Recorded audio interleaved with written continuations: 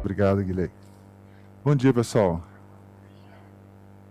Bom, deu tempo de checar aqui os próximos investimentos, os próximos, como é que o pitch vai sair, já deu tempo esses 15, 20 minutos, né? Pessoal, estou muito feliz de estar aqui hoje, que para mim passa meio que um filme na minha cabeça, né? Esse espaço aqui eu conheço desde a inauguração. E para mim, voltar depois de tanto tempo, né, assim, me passa realmente um filme na cabeça. Eu fico muito feliz de ser convidado para estar aqui com vocês hoje. Acho que a proposta é que isso seja um grande bate-papo, um momento para a gente se conectar, para a gente conversar, para a gente interagir. Eu não vim com nenhum oráculo, eu não vim com nenhuma futurologia, eu não vim com nenhuma das respostas certas, com bala de prata, com receita de bolo, nada. Eu acho que a gente aqui é para a gente construir um conteúdo. E eu vim falar hoje sobre a saúde digital, né? Mas para falar sobre a saúde digital, eu queria também falar um pouco de como que isso combina comigo.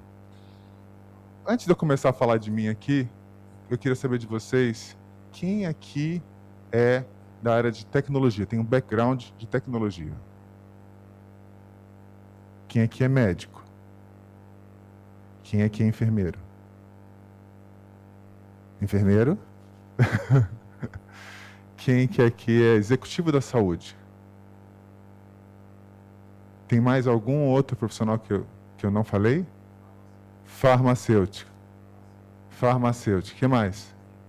Psicólogo. Administração. Legal. Dentista, informação. Muito bom, muito bom.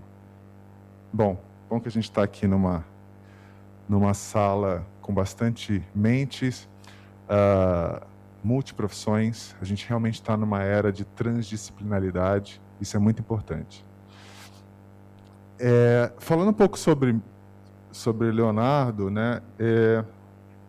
Eu sou um apaixonado pela saúde. Eu tenho um propósito muito forte, que é impactar a saúde das pessoas, de tornar as pessoas cada vez mais protagonistas da sua própria saúde, a partir de tomada de decisão, orientado por dados. Aí você pensa assim, nossa, o que é isso, né? Então, isso é algo que vocês precisam desenvolver, porque no fim do dia o que a gente está lidando são com pessoas. Antes de tecnologia, antes de falar de saúde digital, a gente está falando primariamente de pessoas. E a minha trajetória, isso não foi do dia para a noite que isso aconteceu. Eu tenho 20 anos na área da saúde, eu falo que eu não sei fazer outra coisa a não ser lidar com saúde, sempre desenvolvendo negócios de inovação. Desde cirurgia robótica, que hoje tem mais de 10 anos no Brasil, passando por biotecnologia, terapêutica digital, enfim, uma série de soluções que eu normalmente, quando eu chegava para falar com algum profissional da saúde, ele falou, o que você está falando? Eu falei assim, aqui tem um oceano azul. Então, sempre, o que muitas vezes nas empresas eles falam assim, o Leonardo fica com abacaxi, que eu não ficava com os negócios maduros, eram os negócios de inovação, e isso, de certa forma, me formou, e quem eu sou, acho que é muito disso. Então, aqui passei por executivo da saúde, intraempreendedor. Em 2010, depois de ter passado 11 anos dentro de uma empresa de origem alemã, que é uma das patrocinadoras desse espaço que vocês estão vendo aqui hoje, eu fiz a primeira spin-off desse negócio. Minha trajetória empreendedora começou em 2010. Então, eu tive que conduzir um negócio mais ou menos como vocês estão lidando, né? Da pintura do escritório até o planejamento estratégico, até a contratação dessas pessoas. Então, foi ali que realmente eu aprendi o que era, de fato, um negócio. Depois disso, eu comecei a buscar assim, quais são as formas que eu consigo trazer para o meu paciente que seja menos invasiva, não invasiva, e que possa chegar na cura. Então, eu comecei, e aí eu tive, em 2017, minha primeira health tech com um grupo suíço, em que a gente tinha um dispositivo, um algoritmo de inteligência artificial e dados genômicos que ajudava as pessoas a tomarem decisões orientadas por dados, orientadas por informações autorreportadas. Ele analisava um big data de 5 milhões de artigos científicos e, a partir daí, nessa relação de dados autorreportados, você sabia quais seriam as suas predisposições de doença e, a partir daí, você saberia como você se alimentava, suplementava, se necessário, ou exercício. Você fala assim, nossa, isso aqui é tudo que eu preciso. E aí, isso ia muito bem na Suíça, na Holanda, nos Emirados Árabes, e na América Latina não foi tão bem assim. Porque a gente percebeu que as pessoas aqui respondem de formas diferentes. Então, isso aqui, para mim, foi um grande aprendizado, que é cada vez, vocês estão aqui desenvolvendo tecnologias, mas também é importante que vocês entendam a escutar, falamos sobre isso alguns dias, né, aqui, a escutar o nosso cliente, o que ele precisa, quais são as dores deles. Não simplesmente porque minha tecnologia é fantástica, porque a princípio, da forma que eu estou falando, eu falo, nossa, eu não vou ficar mais doente. Mas não é bem assim. Tem todo um mercado, tem toda uma forma como os consumidores pensam, consumidores de saúde, antes de serem pacientes, como que eles pensam. E isso, ao longo do tempo, a gente foi pivotando esse modelo, e aí os investidores que investiam em várias empresas, inclusive nessa empresa, não deram mais pista para a startup, para ela decolar. E aí que essa startup ainda continua, mas se concentrou nos mercados suíço, italiano, que são mercados que eram onde efetivamente tinham melhor adesão, e eu fiz esse exit, e em 2019 eu assumi as soluções digitais para a América Latina da GE Healthcare, né?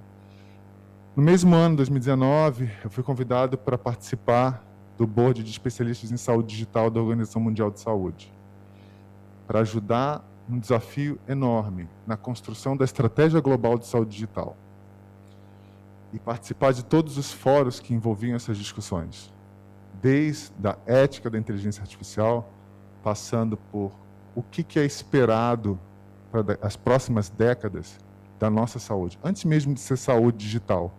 É muito engraçado falando sobre, na construção desse departamento novo, que foi super recente, 2019, foi criado um departamento na OMS de saúde digital, e nessa construção, o secretário-geral falou assim, vocês não estão só construindo um departamento novo, vocês estão construindo o futuro da OMS.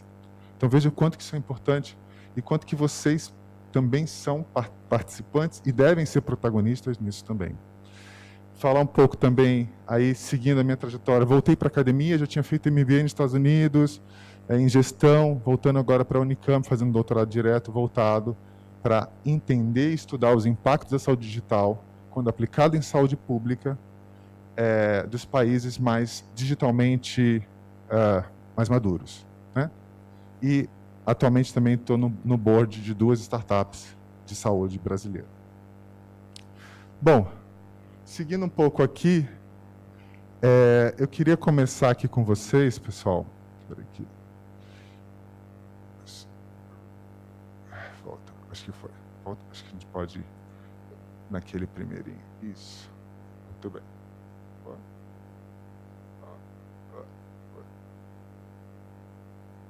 Ok. Mais um.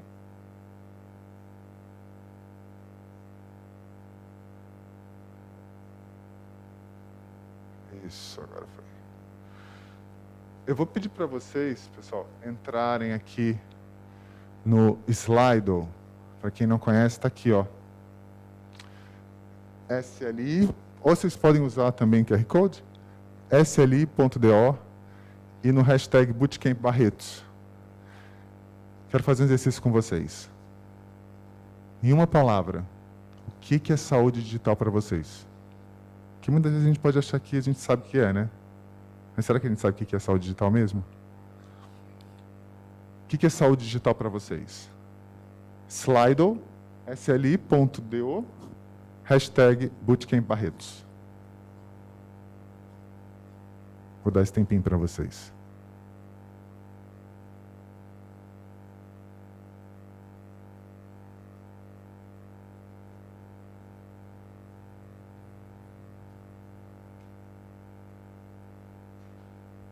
Peraí, tem gente pegando aqui.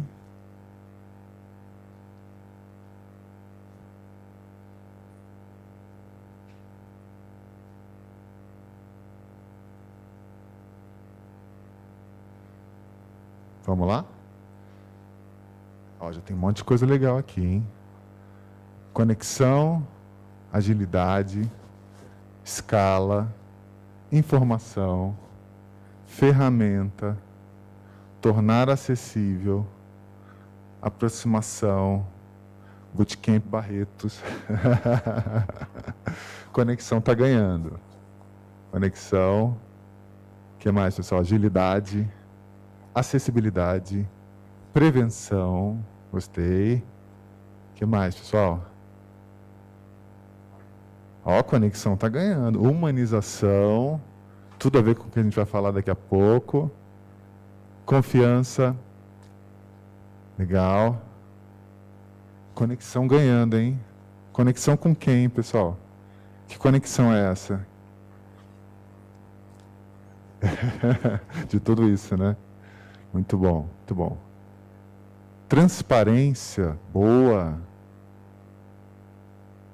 Fazer diferente. Gostei, gostei. Tá ficando bonito isso aqui, hein? O que mais, pessoal? Saúde digital. O que aparece para vocês? Conexão ganhando disparado. Amor. Facilidade. Economia. Solução. Disrupção. Ó, palavra disrupção de novo aqui. Lembra? Vocês estiveram na aula do Henrique, né? Falando sobre essa mudança de paradigma, né? Que a gente está vivendo. Prevenção está começando, ó, acesso já saiu na frente aqui, já deixou a conexão para trás. Acesso, ética. Tá bonito isso aqui, hein? Acesso, muito bom. Acesso é muito, muito bom vocês trazerem essa questão. E aí eu vou contar para vocês que a proposta da OMS, basicamente, é dar acesso, não deixar ninguém para trás. Essa é o legado que a saúde digital tem. Fabi, consegue mudar ali para a gente, por favor?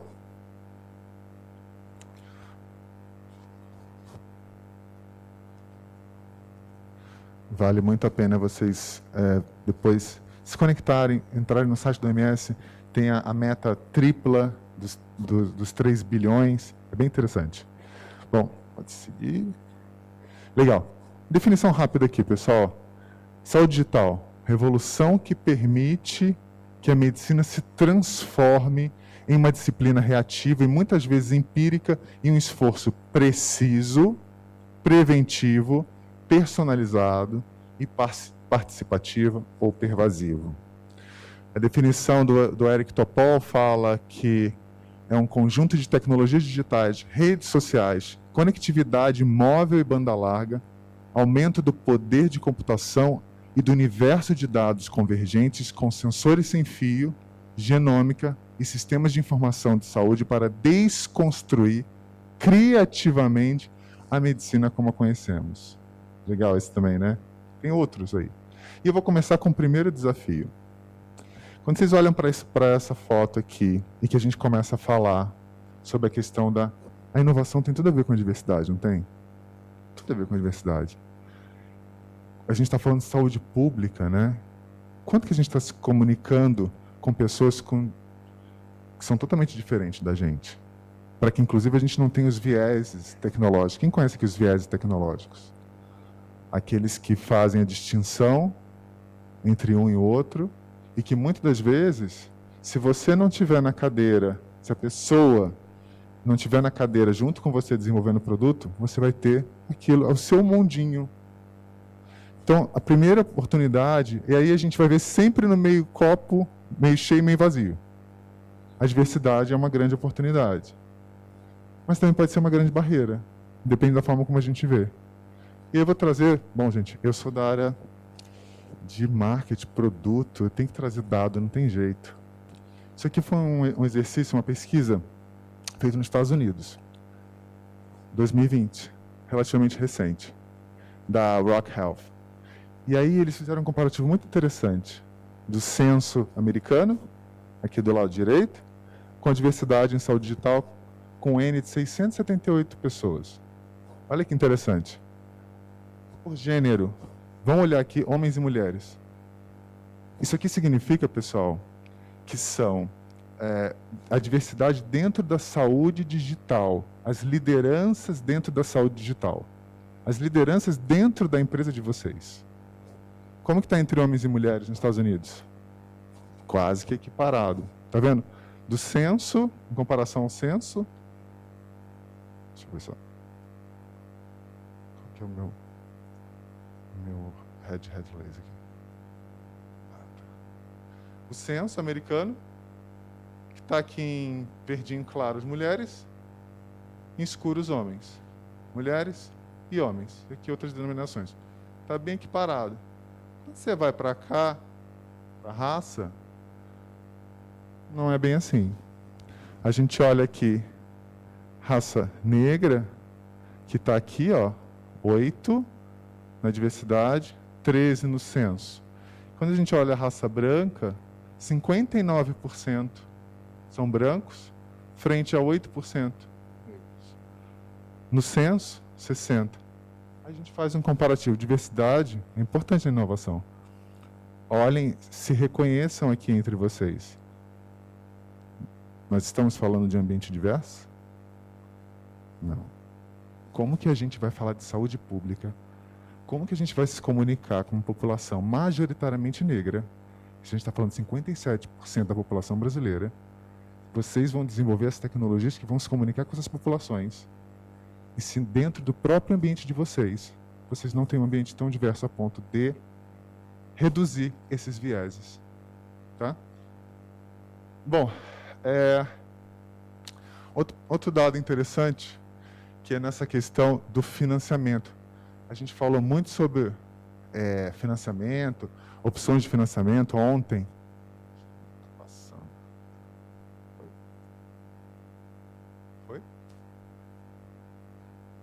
Agora foi.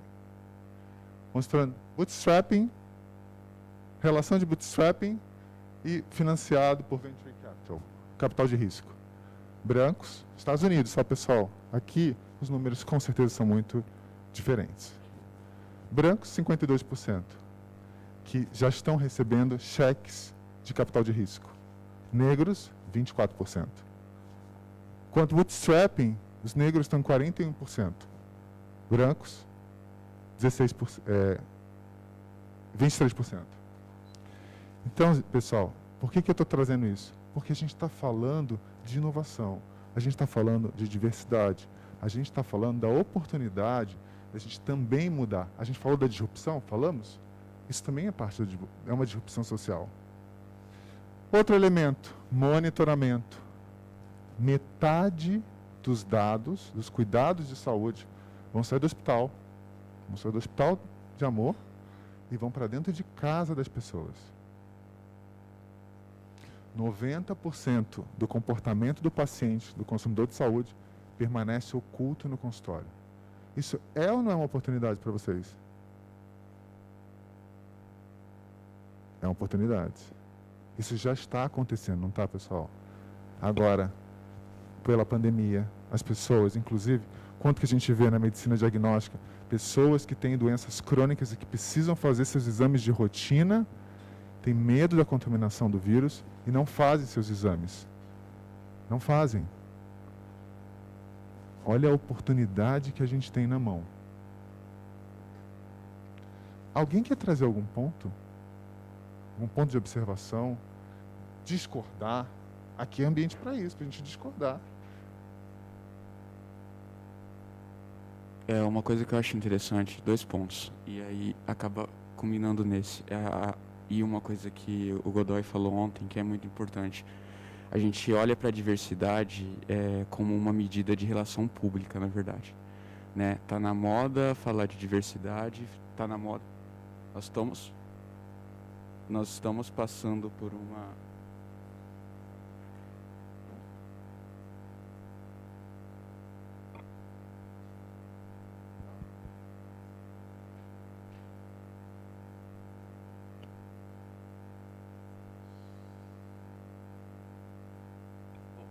Tem outra aí? Acho que tá ligado, acho que tá. Então, nós estamos passando por um momento em que o show ele é mais importante, né? A visão ele é mais importante. Então, é mais bonito você falar de diversidade, é mais bonito você falar de inovação do que você sentar e realmente fazer isso acontecer. Eu vejo que fazer acontecer, tanto em diversidade como inovação, como pegar esses dados, é fazer isso que nós estamos fazendo aqui, mas não só aqui, é no dia a dia mesmo. E a gente tem visto muito isso. Os profissionais da área de saúde, eles têm noção disso, eles sabem disso, eles estão descrevendo isso. Né? Nós estamos fazendo as entrevistas, todos eles falam sobre isso. Né? E o que acontece? Que todo mundo sabe disso e não está acontecendo. Né? Então, e uma coisa interessante é que assim, Nixon, é um conhecimento empírico seu. A gente está gerando dado e a gente está procurando registrar esses dados com consentimento da galera. E o que acontece? O que está acontecendo que a galera não põe em prática isso? Que todo mundo fala, mas na hora de colocar em prática é tão difícil. Excelente. Excelente ponto de vista. Tá funcionando, né, pessoal? Muito obrigado. Excelente ponto de vista. Pessoal, mais alguém? Quando a gente fala da oportunidade, dos dados, a gente também tem dificuldades. Que dificuldade vocês veem? Dificuldades. Porque a gente não tem barreira tecnológica, tem? Para fazer com esses dados. Acho que o problema não é a tecnologia. Que mais problemas vocês veem aqui? Quais são os problemas? A gente fala muito de dado, muito de segurança, muito de privacidade de dados. Não é isso? O quanto que isso também é importante que vocês estejam... Olha, pessoal, eu sou sabatinado quase que mensalmente por grandes companhias exigindo de uma grande corporação para que eu trabalho, eles querem saber do quanto que a gente está preparado com relação à segurança e privacidade de dados. Imagine o quanto dessa responsabilidade que eles vão acabar passando isso para vocês. O quanto que vocês precisam estar com esse machado afiado, e isso obviamente requer investimento, porque você precisa colocar gente boa para olhar para isso, para que vocês deem tranquilidade para as pessoas. Então isso é importante, cada vez mais é importante. A gente está seguro e que a gente esteja com toda a nossa governança de dados muito bem organizado. Então, isso é importante que vocês tenham isso muito latente na mão.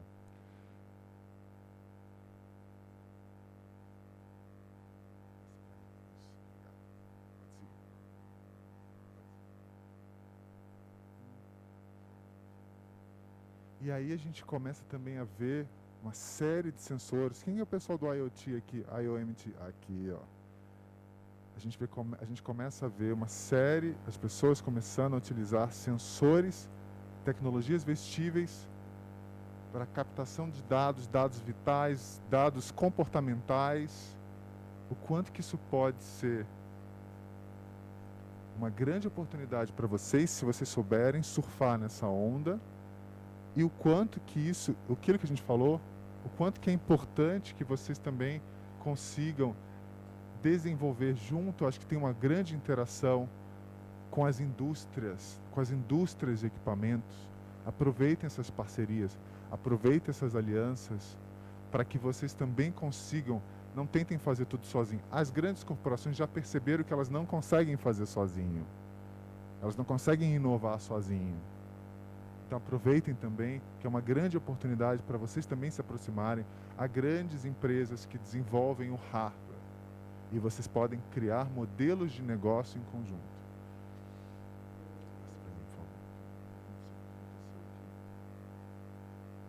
Pode passar. Pode passar.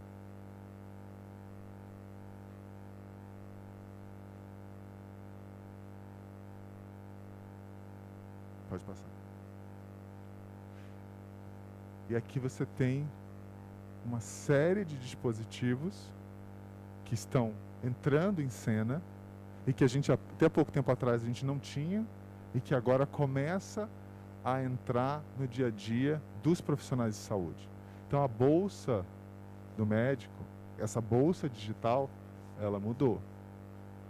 Então, ela já está muito mais interativa, ela está muito mais buscando, mas a gente passa por um processo, uma dificuldade, pessoal, e eu estou trazendo aqui casos reais, a dificuldade de adoção é muito grande. É muito difícil, especialmente porque a gente está falando de gerações que não nasceram nativamente digital, o quanto que é difícil para um médico, para um dentista, não olhem apenas para a tecnologia. Olhem como é que eu vou criar um processo de engajamento e adoção dessa tecnologia. O quanto que é importante você pegar na mão. Eu vi um caso, a gente falou um caso agora, né, do processo de adoção e engajamento que é importante. Talvez não seja importante para as próximas gerações, mas para essa geração é importante que esse processo, da criação da próxima geração de uma tecnologia, também criem formas de adoção digital, o quanto que isso pode ser, facilitem esse processo no momento que vocês também estiverem lançando novas soluções. E aí vocês viram que assim, a gente está vendo uma série de novas tecnologias aparecendo, né? E pode seguir, muito impulsionado também por, muitas das vezes, várias dessas tecnologias não tem a menor utilidade, não gera nenhum benefício, nenhum valor para o paciente. Tem inúmeras. E talvez uma das formas que vocês consigam tangibilizar isso é através da pesquisa. É através da oportunidade de vocês validarem isso aqui. Talvez futuramente seja uma oportunidade para que vocês possam validar as soluções de vocês, para que vocês não entrem num mar de soluções sem utilidade e que só vai atender aos desejos de vocês mesmos. Próximo.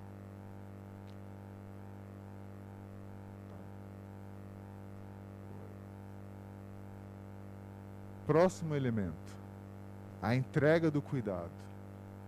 Cadê o nosso robô? O Spencer não está aqui. Foi embora. Muito legal.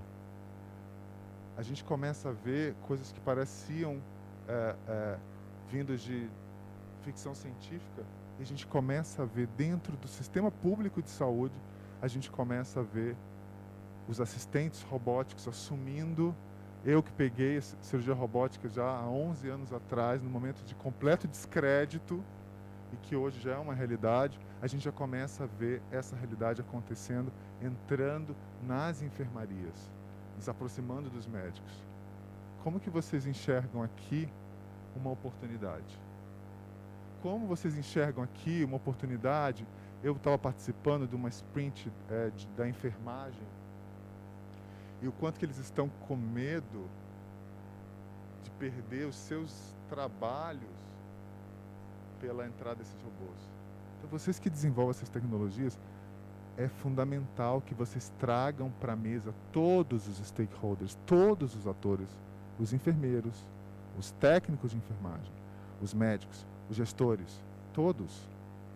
Entendam como que pode parecer, para vocês que vêm da área de tecnologia, para vocês que estão mais habituados com a tecnologia, pode parecer uma coisa muito simplória que eu vou falar, mas o processo de adesão e de engajamento é fundamental aqui.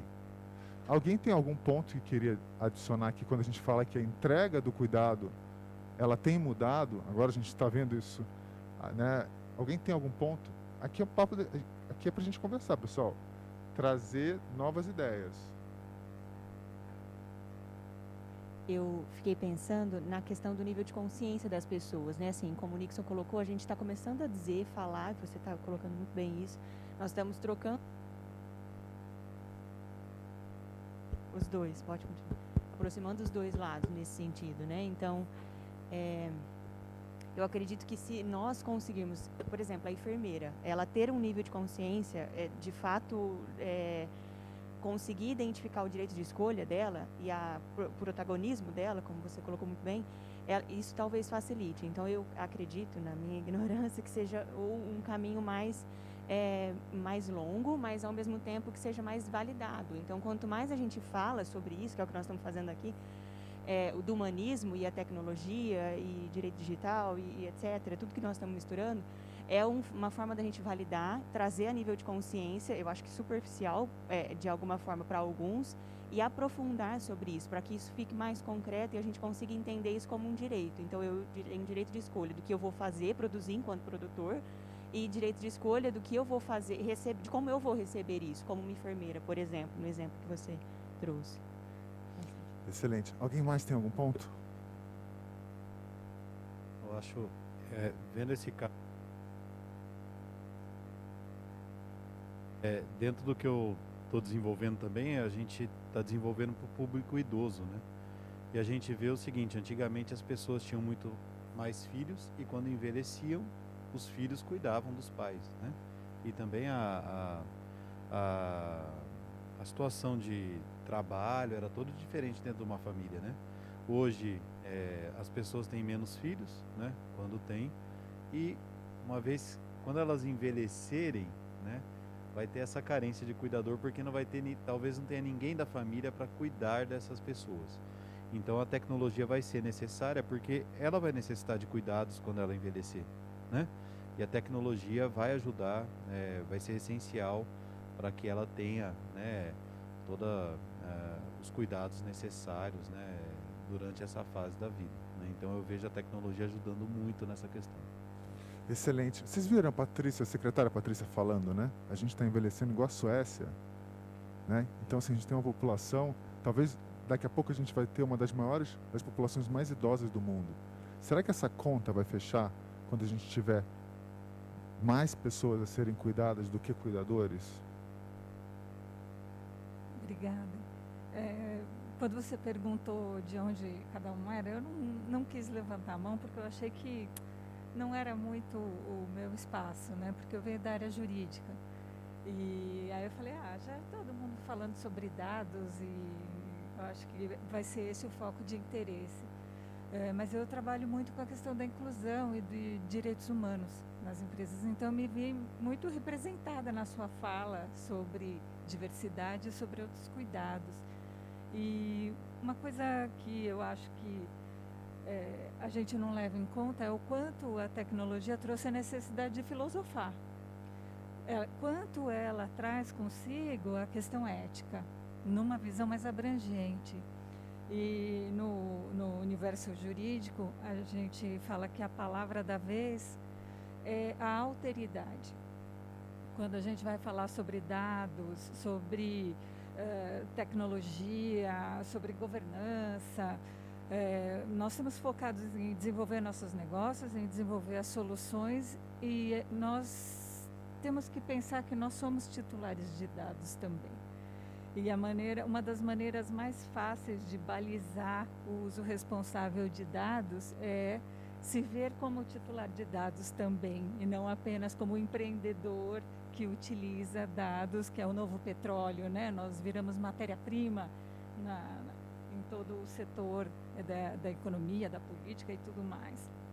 Então, a questão de ordem é isso, se colocar no lugar do outro, para poder definir qual é o melhor produto, qual é a melhor solução, qual é o melhor uso e qual é o melhor comportamento enquanto desenvolvedor, enquanto profissional, enquanto pessoa, enquanto líder, tomador de decisão, né? Então, obrigada pelo espaço. Muito bom. Não, pessoal, só facilita o conteúdo aqui. Vocês aqui é um grande debate. Você vê como fica muito mais rico. A gente traz. Obrigado pelo teu insight. Acho que é importante. Você vê, acho que se a gente reunir todo mundo aqui, dá uma grande startup. Vocês já pararam para pensar nisso? Por favor. Eu acho uma coisa importante também que a gente tem essa questão desse paradigma da preocupação do profissional com o trabalho dele. Eu acho que essa relação nossa com o trabalho precisa mudar. A gente tem que dar suporte para, como a Débora falou, para a pessoa ter protagonismo, para ela poder escolher. Então a gente tem que repensar a forma do que é o trabalho, porque atualmente o trabalho ele é a sobrevivência, né? Ele não é uma atividade dentro da sociedade, ele não é um papel desempenhado com uma finalidade. Ele é a minha sobrevivência, ele é a forma como eu vou comer amanhã, como eu vou alimentar minha família. Então a gente tem que pensar, às vezes, não só na tecnologia no sentido da saúde, mas como é que ela vai dar suporte para isso acontecer em relação ao trabalho. Como é que a gente vai quebrar esse paradigma que nós temos em relação ao trabalho, né? Sensacional. É por aí mesmo. E aí, pessoal, a gente vai para um... Vai ser demais? Obrigado. E aí a gente fala muita questão, né? Até da telemedicina, quantidade de plataforma, eu vou surfar mas o quanto que a gente está realmente se preocupando, quanto que a gente está desenhando isso efetivamente com os profissionais que vão utilizar essa plataforma. O quanto que vocês estão apurando na ponta do paciente, o quanto que ele está se sentindo, o quanto que ele está... A questão não só especificamente da experiência do usuário em termos de design, mas também o quanto que vocês estão colhendo esse sentimento dessas pessoas que sofrem, que têm dor e que muitas vezes não pode acessar o sistema de saúde e que tem que usar uma plataforma, que muitas vezes a gente acha que é a solução, mas que muitas vezes pode ser um grande drama para essas populações. O quanto que a gente está olhando para isso. Então, de certa forma, pessoal, a gente tem que cada vez mais se considerar como um hacker da saúde. E para a gente hackear o sistema, a gente tem que entrar de uma forma que as pessoas não percebam. E que muitas vezes você tem que fazer a leitura adequada para você conseguir acessar esse sistema. Bom, a gente vai para meus últimos tópicos aqui, que eu acho que é importante para que vocês não tirem isso da cabeça. A gente falou da saúde digital, a gente falou dessas oportunidades, falamos de segurança de dados, falamos de privacidade, falamos da mudança do comportamento do consumidor. A gente falou da forma como a entrega do cuidado está sendo impactada. A gente falou que, muitas das vezes, a medicina ela vai ser mais humanizada a partir da tecnologia. Olha que coisa louca. Mas isso aqui, pessoal, esse contato humano, esse contato que o Hospital de Amor tem com os seus pacientes, isso jamais vai conseguir ser substituído. Isso jamais vai conseguir ser simulado. Então, essa percepção, essa sensibilidade é fundamental que vocês tenham no dia 1 do negócio de vocês. E aí, pessoal, a gente está saindo de um próximo movimento aqui. A gente está saindo do que a gente chama de sick care para healthcare. A gente está saindo dessa coisa reativa, episódica, intermitente, aquilo que a saúde a gente só percebe no momento que acontece alguma coisa com a gente e que a gente tem que ir para o pronto-socorro, que a gente não está se sentindo bem, aí que a gente lembra que a gente tem saúde, não é? E aí a gente está começando a fazer esse shift do sick care, orientado à doença, para healthcare, efetivamente, para o cuidado da saúde. E aí me lembra que eu sempre gosto de trazer isso aqui, é uma pessoa que é uma guerreira, que ultrapassou aqui todas as fronteiras. Imagina uma mulher negra, bonita do jeito que ela era, executiva de uma grande empresa global de tecnologia, uma das maiores do mundo, brilhante, inteligente, falava um monte de língua, etc. E no fim da vida, não o fim da vida, seus 69 anos, começou a apresentar sinais de demência. Mas aí você olha um pouco para a história dessa mulher, uma mulher que basicamente teve um comportamento de tomar Coca-Cola no café da manhã, né? obesidade sempre presente na vida dela, estresse crônico de trabalhar numa empresa multinacional e ter que provar para o mundo inteiro de que ela conseguia, que dava conta, não é? E aí, num belo momento, ela começou a apresentar esses sintomas de demência, de Alzheimer. E aí a gente se pergunta, né? Quer dizer, será que se ela tivesse sido mais uma pessoa tão culta, será que ela teria se dado conta, seguido, se ela se conhecesse, se ela conhecesse a saúde dela, se ela tivesse dados para tomar decisões de saúde, será que ela teria tomado também um outro rumo na saúde dela? Essa mulher é a minha mãe, que se foi ano passado pelo Covid, mas que fica um legado importante, porque por mais que a gente seja achamos que somos tão fenomenais, tão inteligentes, será que vocês mesmo, que são aqui os promotores da mudança que o Henrique falou, da mudança de paradigma, o quanto que vocês estão tomando decisões de saúde, os seus comportamentos refletem para viver mais e viver melhor? Vocês já fizeram essa pergunta? E aí a gente também sai desse one size fits all, né, pessoal? A indústria farmacêutica, cada vez mais olhando para isso, para medicamentos que sejam na gramagem, no tempo, enfim, que seja tão personalizado para que as pessoas tenham menos reações adversas e que seja mais preciso terapeuticamente falando. A gente sai desse mundo de one size fits all, de que uma solução serve para todo mundo, e a gente começa a personalizar a jornada dessas pessoas que agora querem para elas, só para elas, feito para elas, desenhado para elas. Isso é uma grande oportunidade também para vocês de estarem muito próximo das suas personas, das personas que vocês querem atingir. Quem que vocês querem atingir? Qual que é o alvo? Aonde vocês querem chegar? Vocês estão personalizando a jornada para essas pessoas? E aí a gente sai, como eu comentei, infelizmente ainda não é um passado, a gente coloca como um passado, mas ainda não é um passado, mas olhando um pouco para o retrovisor, a gente sai dessa condição passiva, reativa, dirigida por sintomas, e a gente começa a caminhar para um bem-estar orientado a proativo, preditivo, preventivo, pervasivo, participativo, orientado por dados. Essa é a saúde que eu quero para minha filha. Essa é a saúde. Eu vou contar um caso para vocês. Bom, na minha aplicação, que eu achava que era fantástica, eu usei em casa, óbvio. Minha filha era pequena.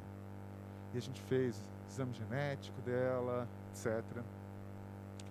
E a gente começou a ver que tinha várias suscetibilidades, vários indicativos na genética dela, na genotipagem que a gente fez, e que orientava ela a fazer eleição por determinados alimentos e outros que não eram tão bem recomendados, vamos dizer assim. Pessoal, eu não sei se o quanto que efetivamente a nutrigenética ela é tão validada a ponto atualmente. Eu já estou afastado há algum tempo sobre isso, mas minha filha, diferente das crianças da sala dela, nunca ficava doente, nunca ficava resfriada, nunca ficava com o nariz entupido, nada. Vocês que são pais, mães, vocês sabem que creche, escola, as crianças estão sempre doentes. E ela optou, desde muito pequena, ser vegetariana, não consome carne, até hoje, aos 10 anos. E ela tem uma saúde de ferro. E ela tem esse shape aqui, ó. Imagina. Magra, alta, uma saúde de ferro e faz muito esporte. E ela tem uma vida que a gente conseguiu fazer com que ela se alimentasse, se suplementasse e fizesse os exercícios que fossem compatíveis com a natureza dela. Então, o quanto que a gente está evitando de medicação, de exame, de consulta. A gente vai no consultório porque a gente tem que ir. Eu procuro ir ao médico quando eu estou saudável. Eu não vou ao médico quando eu estou doente. Bom, por fim, pessoal, trazer aqui, esse é o Bernardo Mariano Júnior, que é o CTO da Organização Mundial de Saúde, que criou o Departamento de Saúde Digital, e ele fala uma coisa muito interessante, que a gente deve garantir que a revolução da saúde digital seja segura, sustentável e não deixe ninguém para trás. Olha a responsabilidade que vocês têm nas mãos. Lembra que a gente falou do acesso, quando a gente fez a nossa nuvem? Acesso. Permitam que o acesso à saúde de qualidade cheguem às pessoas também vulneráveis. Mas para isso, vocês têm que conversar com essas pessoas. Uma vez eu participei de uma banca de funding de startups e foi muito curioso porque um grupo de meninos estavam trazendo assim, não, mas a gente tem um aplicativo aqui para as favelas. Vai resolver todos os problemas. Legal. Você já esteve numa favela? Você já falou com algum favelado? Não, a gente não falou, a gente tem certeza que eles vão querer. Então, pessoal, esse é uma das coisas que vocês precisam estar muito próximos. E vocês saem na frente das grandes corporações que têm certeza que o consumidor vai consumir. Vocês estão aqui como hackers da saúde. Então, uma coisa que eu quero fechar aqui é que a gente fala de saúde digital, mas eu ouvi uma coisa no OMS muito interessante. Saúde digital, algum dia, não vai ser mais chamada de saúde digital. Vai ser chamada só de saúde. Não vai precisar do digital.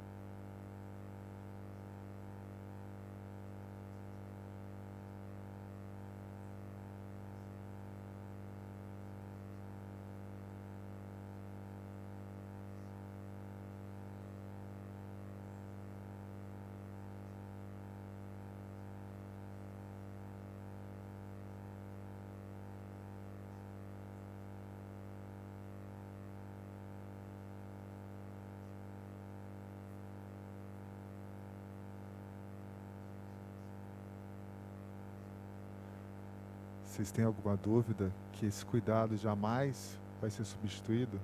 Esse acolhimento, essa atenção que só os humanos conseguem fazer? Então, pessoal, a mensagem que eu deixo aqui é que antes de desenvolver qualquer tecnologia, se aproximem das pessoas, se aproximem dos pacientes, se deem essa oportunidade para que vocês consigam construir tecnologias que vão ajudar efetivamente a proporcionar a saúde digital, a saúde que a gente quer, mas orientado pelos desejos e as necessidades dos seres humanos. Não esqueça que o Henrique falou, a gente está uma mudança de paradigma e que vocês são, sim, protagonistas disso. Vocês estão fazendo o primeiro passo e eu vejo aqui como um grande movimento global que certamente vai tomar corpo muito rapidamente e vocês são os pioneiros. O preço do pioneirismo é real, é mais difícil, não é fácil. Eu mesmo contei para vocês das minhas lutas como empreendedor e ainda me considero um empreendedor, me considero um intraempreendedor. Então quero agradecer muito pelo tempo de vocês, pelo bate-papo. Eu aprendi bastante com vocês. Quero agradecer aqui a esse espaço sensacional que foi produzido para que seja um grande debate, mas que vocês consigam desenvolver negócios que impactem o mundo.